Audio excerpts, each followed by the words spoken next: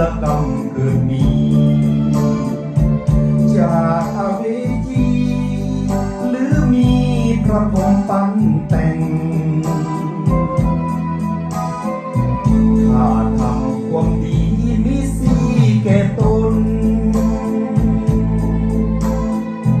แต่กลับมีคนถือผิดคิดแกล้งคนเคยหวังหาก็มาถึงแยงโทษภัยปันแต่ง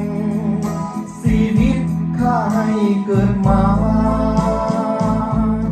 น้ำชีวิตพิศวาสตามที่คาด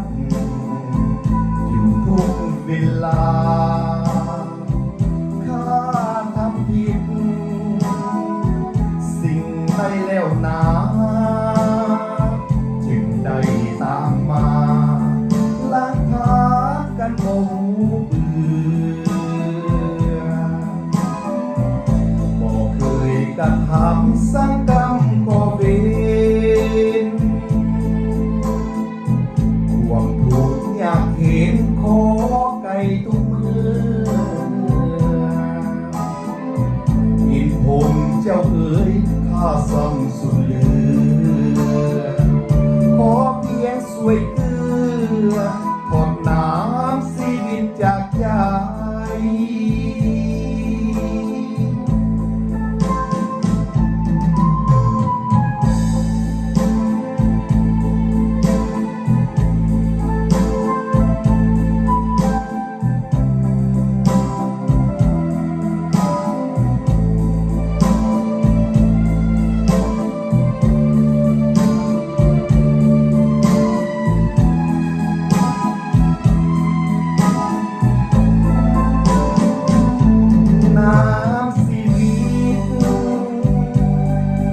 สว่า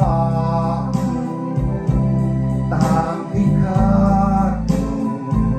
อยู่ทุกเวลาข้าทำผิดสิ่งใดแล้วนะจึงได้ตามมาละพานกันบ่เบื่อบ่เคยกระทำสร้างกรรมก่อเวรความทุกข์อยากเห็นขอไก่ทุกมือยินผมเจ้าเอ๋ยข้าซ้ำสุดเหลือ